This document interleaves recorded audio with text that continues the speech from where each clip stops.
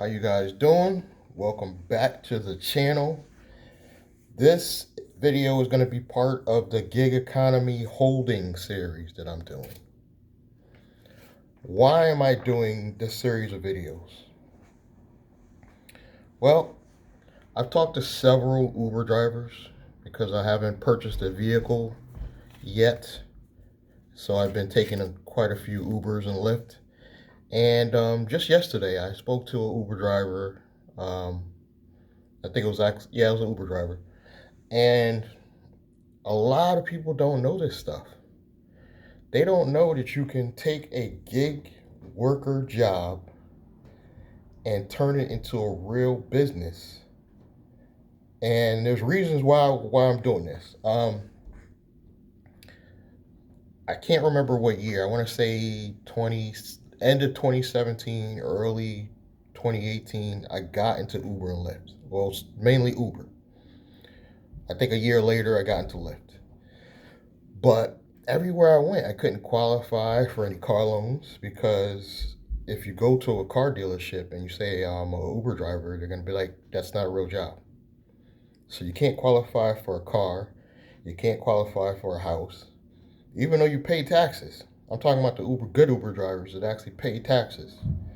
I actually paid my taxes for 2018 and 19. That's where I got all those EIDL funding that I talk about on my channel. I got that from being a sole proprietor.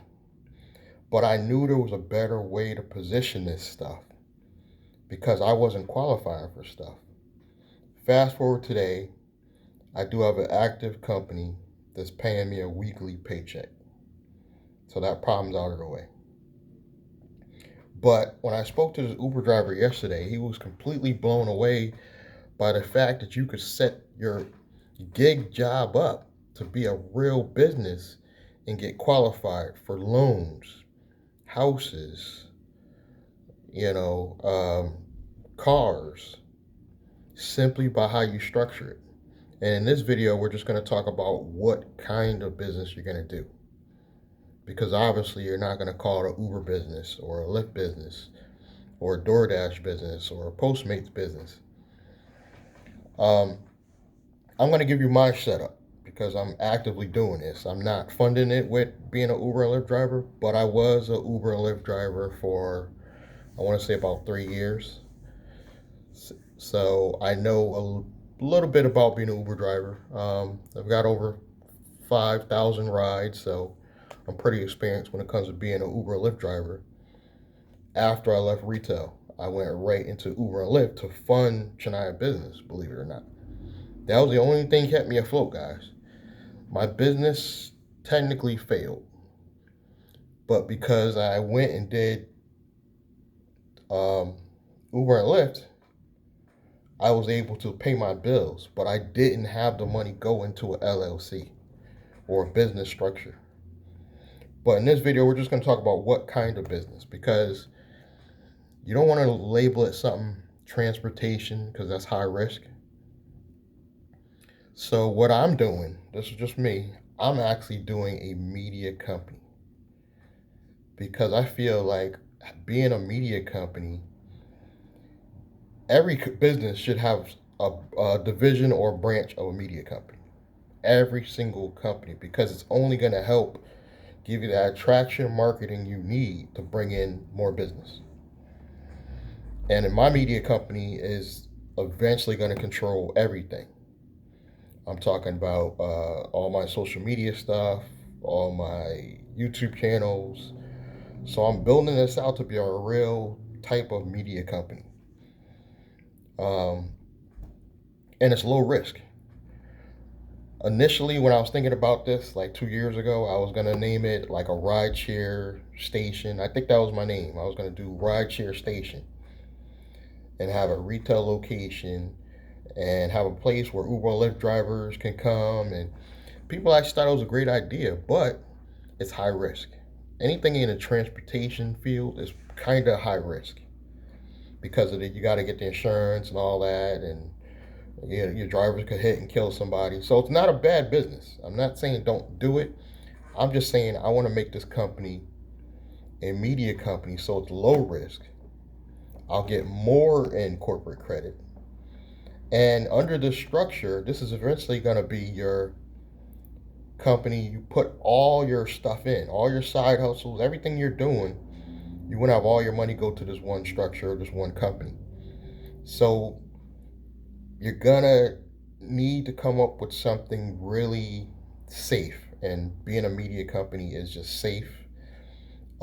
E-commerce business, anything online, I would consider pretty safe. And you got to remember, it's easy to, we're going to show you how you do your active stuff later. This is just focusing on what kind of business. So, any online business, I would start off with. But you're going to fund it with your gig economy hustles because you're going to have it set up so these gig economy, when you get paid, say from your Uber daily stuff, you're going to let them take it out weekly and put it into your business account. We'll talk later about the structure and some other videos. We'll talk later about the corporate setup.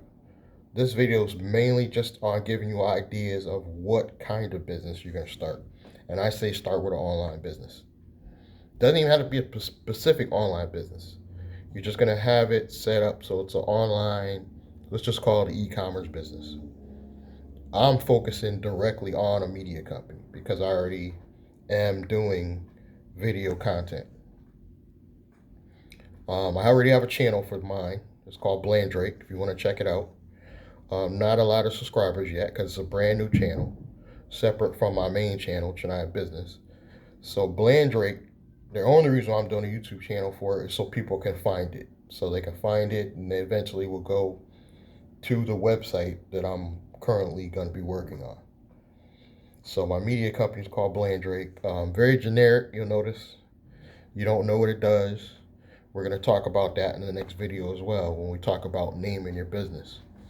So if you're an Uber driver, Lyft driver, DoorDash, any of these gig jobs, any of the shopping ones, this could be a good series of videos for you because at the end, we're going to tell you how you, when you make about 40 or 50,000, what you're going to do next to start qualifying for like all types of funding.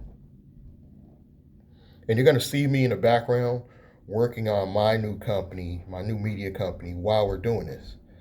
I'm not personally going to fund mine with Uber and Lyft. I'm going to fund mine with actual online sales.